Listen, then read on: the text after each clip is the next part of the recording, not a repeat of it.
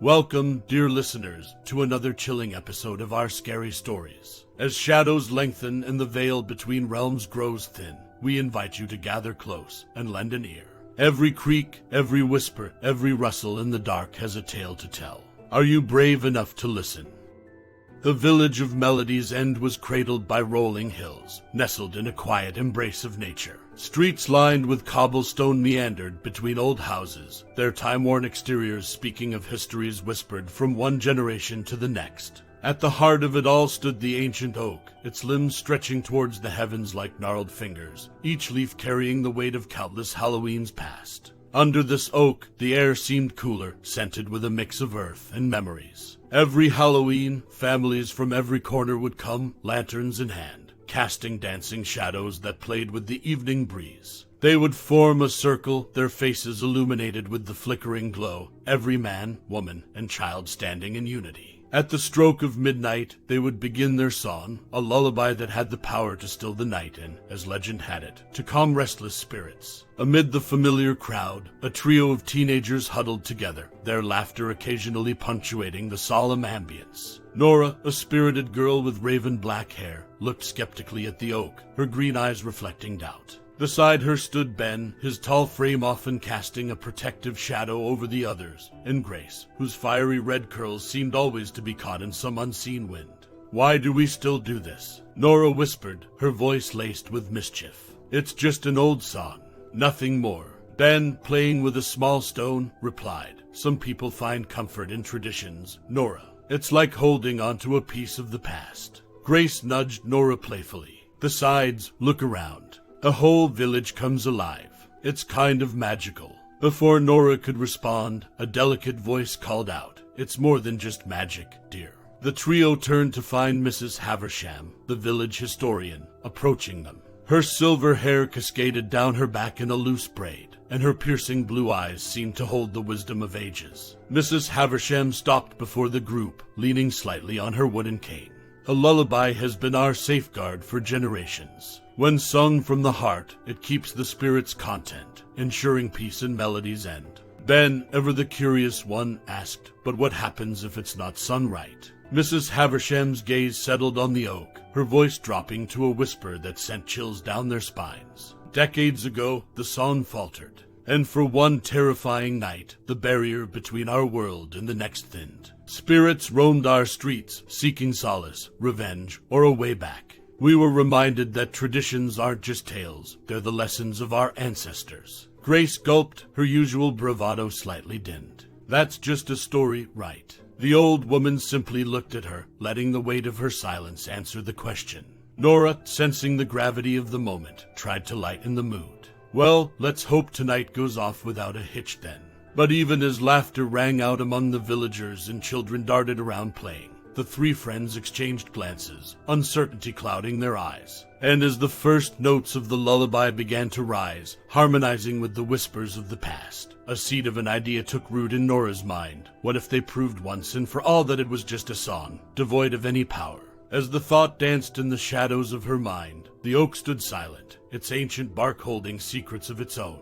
Halloween night in Melody's End was unlike any other. Children, draped in costumes that ranged from the whimsical to the frightening, skipped down the cobblestone streets. Parents, holding lanterns, guided their young ones, their laughter merging with the echoing footsteps. The horizon was painted with hues of deep purples and oranges as the sun bid its final farewell and twilight began to blanket the village. Underneath the ancient oak, villagers began to gather. Its sprawling canopy was usually a verdant green, but tonight it shimmered silver under the moon's gaze. Mr. Wright, a stooped man with a beard that reached his chest, stepped forward. As the village elder, it was his solemn duty to lead the singing of the lullaby.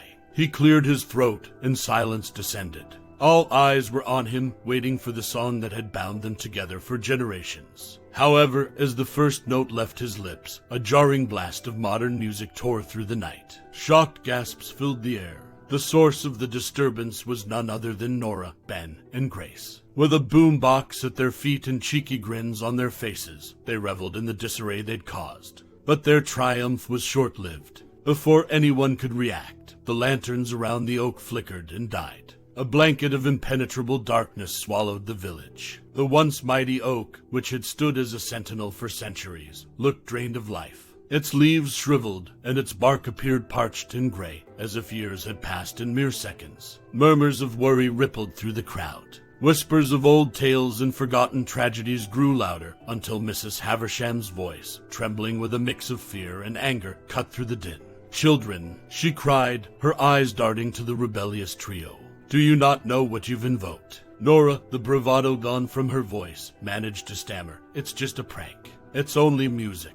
Mrs. Haversham approached the withered oak, her fingers brushing its rough surface. "This is not just any tree. It's the heart of Melody's End, and you've silenced its song." Ben, regret evident in his eyes, said, "We didn't think anything would happen. It's just an old tradition." With tears forming in her eyes, Mrs. Haversham beckoned the villagers closer. "Long ago, there were children, much like you, who doubted our ways. They were blamed for a year when crops failed and hunger gripped our village. In their fear and ignorance, the elders banished these children, sending them into the wild, believing it would appease whatever had cursed us." Grace, her hands clutched to her chest, whispered, "What happened to them?" "They were never seen again," Mrs. Haversham replied. "Lost to the wilderness, they perished. But it's said their spirits never found rest, forever bound to Melody's End, waiting for the lullaby to be silenced." As the weight of Mrs. Haversham's words settled, the cold winds of October blew more fiercely, carrying with them the faintest echo of children's laughter. The village, now realizing the gravity of the night's events, huddled closer together, each hoping that the bond of their unity would be enough to ward off the restless spirits of the past. The atmosphere in Melody's End had shifted dramatically. The once celebratory night had turned chillingly cold, a frost settling on every surface, causing each exhale to appear like ghostly wisps in the air. The once clear night sky was now concealed by heavy clouds, and the moon's glow was dim, casting the village in an eerie gloom. Amid this unsettling quiet, haunting whispers began to curl around the villagers' ears. At first, they seemed like a figment of imagination, but they soon became unmistakable, the soft, innocent voices of children echoing through the alleys and streets. In the distance, the familiar hum of the village's power grid faded to nothingness. Streetlights flickered out, homes went dark, and Melody's End was plunged into an abyss of shadows. Nora, clutching her coat tightly, could see fleeting forms darting in and out of her peripheral vision. Ben, trying to remain brave for the sake of his friends, whispered, "Do you see them too?" Grace nodded, her fiery curls no longer dancing but laying flat against her pale face. "They're everywhere. We shouldn't have messed with the lullaby." As the night wore on, villagers, fear evident in their voices, began to share their encounters. One spoke of a small handprint appearing on a fogged-up window, another of a child's laughter echoing from an empty room. And most alarmingly, many reported seeing the translucent apparitions of children, their faces etched with sadness, their mouths moving as if asking a silent question about the forgotten lullaby. As these tales spread, the once dismissed whispers grew louder, and the ethereal children began to manifest more clearly. Their once playful shadows turned more deliberate, their actions reflecting their mounting frustration and anger. In the midst of the growing panic, Mrs. Haversham emerged, her voice filled with authority. "We must right the wrongs of tonight. The spirits seek the lullaby, and we must give it to them." But the song was interrupted. "How do we make it right?" Grace asked, her voice quivering. "There is an original sheet of the lullaby, written by the village founders," Mrs. Haversham replied. "It's believed to be in the old schoolhouse. If we can find it, perhaps we can sing the lullaby in its purest form and appease the lost souls." The ancient schoolhouse, abandoned for decades, stood at the edge of the village. Its wooden structure had long been reclaimed by nature, ivy climbing its walls and windows boarded up. But tonight, it stood as their only beacon of hope. With determination burning in their eyes, Nora, Ben, Grace, and Mrs. Haversham, along with a few brave souls, ventured towards the schoolhouse, praying that the key to saving Melody's End lay within its forsaken walls. The journey to the schoolhouse was eerily silent, save for the crunching of dried leaves underfoot, and the distant childlike whispers that seemed to follow them. The ancient building loomed tall before them, its silhouette a dark contrast against the cloudy sky. Pushing the creaky doors open, the pungent smell of aged wood and decaying paper met them. Inside, the dim light filtering through the boarded windows revealed a suspended moment in time. Rows of wooden desks, their varnish long peeled away, were still arranged facing the chalkboard, which bore faint traces of lessons from a bygone era. Old leather-bound books lay scattered, their pages yellowed and brittle. Forgotten toys, a wooden top, a doll with one eye missing, and marbles lay strewn on the floor, relics of happier days. At the center of the room stood a grand piano. Though covered in a layer of dust and grime, its imposing presence commanded attention. The sheet music holder beckoned, but to their disappointment, it was empty. But there was no time to dwell on it. As they ventured deeper into the schoolhouse, unsettling signs of their ethereal pursuers began to manifest. Doors slammed shut behind them, lights flickered, and shadows danced on the walls. Childlike giggles echoed through the corridors, playing a game of hide and seek with their already frayed nerves. In one room, they found chairs eerily arranged in a circle, as if a group had just been playing. In another, chalk drawings animated themselves, illustrating a haunting rendition of children lost in a forest. Each room bore the mark of the ghostly children, their playful yet eerie tricks a constant reminder of the pressing urgency of their quest. Grace, trailing behind, stumbled upon a room that seemed different from the others. It was smaller, cozier, with a fireplace long extinguished. Against one wall was a cabinet filled with delicate trinkets and keepsakes. Drawn to it, she began to search. As her fingers brushed against a beautifully crafted music box, a chill ran down her spine. Carefully, she opened the box, and a slow, haunting melody began to play, a tune she recognized but had never heard in this form.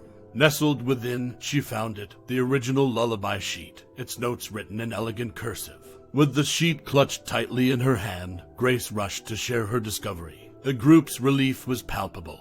But with the lullaby found, they knew their task was far from over. The hardest part was yet to come, returning to the village and singing the song that could be their only salvation.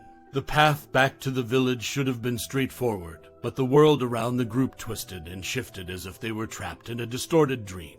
Familiar streets elongated and snaked into confusing labyrinths. Houses shifted places, and alleys they had known all their lives seemed to disappear only to reappear in entirely different locations. Nora, her heart racing, said, "This isn't right. This isn't the way back." Ben, trying to maintain his composure, tried to recall landmarks, but they too were ensnared in the ghostly illusions. Grace, clutching the lullaby sheet, whispered, "They're trying to keep us from getting back. We have to push through." It was in this moment of despair that Mrs. Haversham reached for a pendant hanging around her neck. It was an old silver locket, ornate and etched with symbols that seemed ancient and deeply significant. "This," she said, her voice heavy with emotion, "has been passed down in my family. It belonged to one of the lost children." Without waiting for a response, Mrs. Haversham held out the pendant, which began to emit a soft, ethereal glow. Every time she turned in a specific direction, the light grew brighter. "It's guiding us," she said, determination evident in her voice. The group followed the luminescent trail.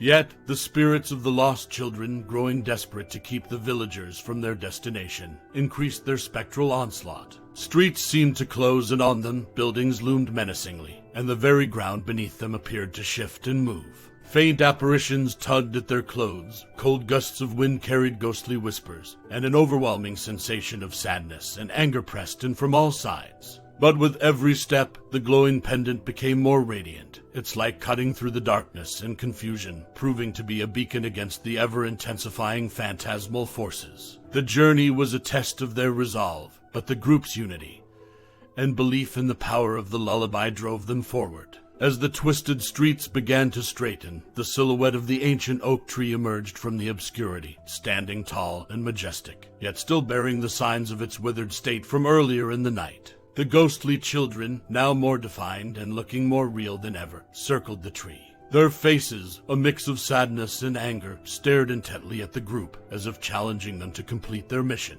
With the oak in sight and the culmination of their journey near, the group braced themselves for the final confrontation. They had the means to set things right, but the path to atonement was lined with challenges they had never imagined facing. Moonlight pierced through the swirling darkness, casting an eerie glow over Melody's End.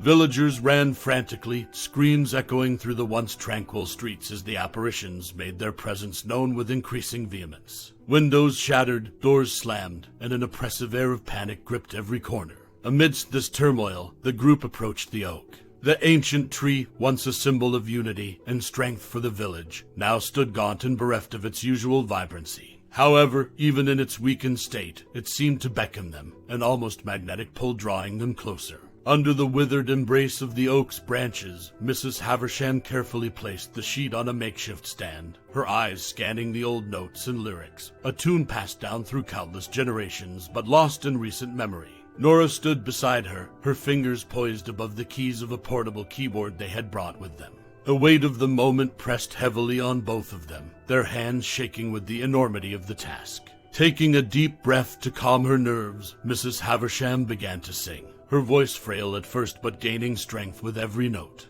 Nora joined in, her fingers dancing gracefully over the keys, the haunting melody intertwining seamlessly with Mrs. Haversham's voice. As the song weaved its magic, a hush fell over the village. The rampaging spirits paused, their attention drawn irresistibly to the lullaby. One by one, they began to converge on the oak, their forms shifting from menacing to forlorn.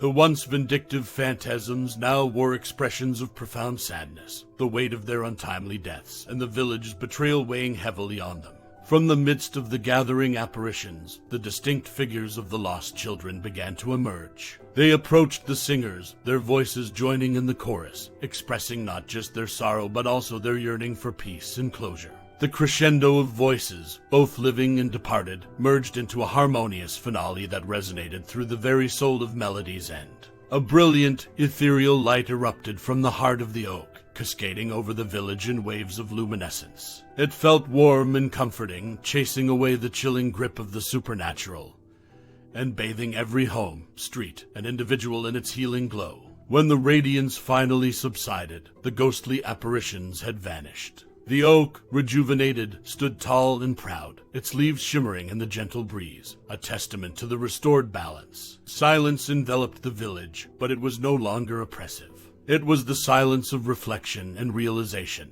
The villagers, emerging from their homes, congregated around the tree, their faces a mix of awe, gratitude, and understanding. The tradition of the lullaby, once taken for granted, had demonstrated its profound significance. Unified in their newfound appreciation for their history and traditions, the residents of Melody's End joined hands. Together, they made a solemn vow the lullaby would never again be forgotten, and the tragic history of the village would be remembered, not as a tale of caution, but as a reminder of the importance of respect, unity, and remembrance. And so, dear listeners, we conclude another eerie tale from the depths of our scary stories. Sleep may be elusive tonight, for as you close your eyes, remember, the stories we share are but a whisper away from reality. Until next time, keep your candles lit and your senses sharp. Farewell and sweet dreams, or nightmares. This is our Scary Stories signing off for tonight.